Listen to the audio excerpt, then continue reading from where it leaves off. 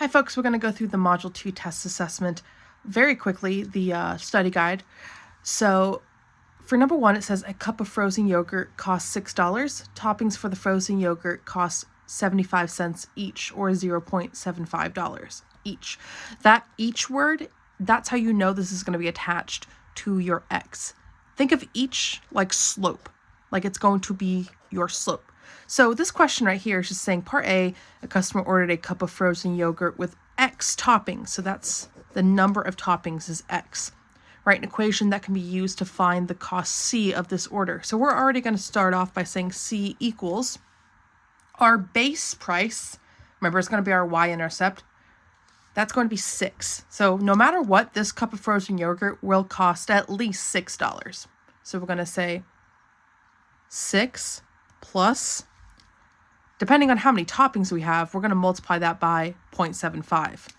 So 0.75 times X.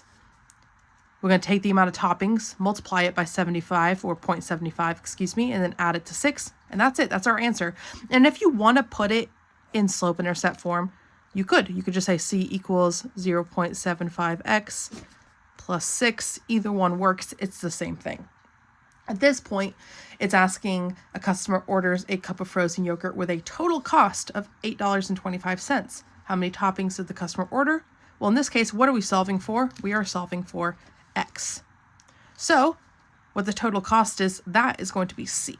So I'm going to replace this with $8.25. So 8.25 equals, we're going to put this in, 0.75x plus 6.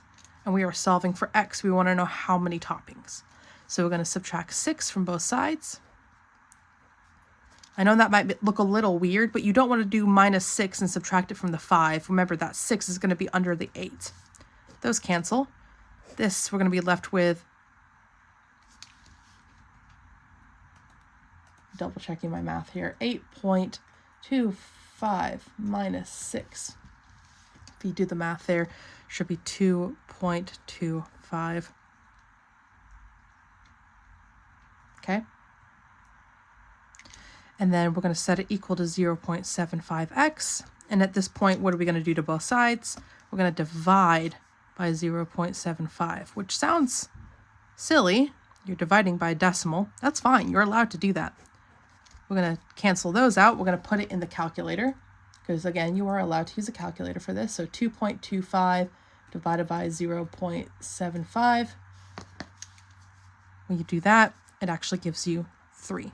So she got 3 toppings. And that is your answer for number 1.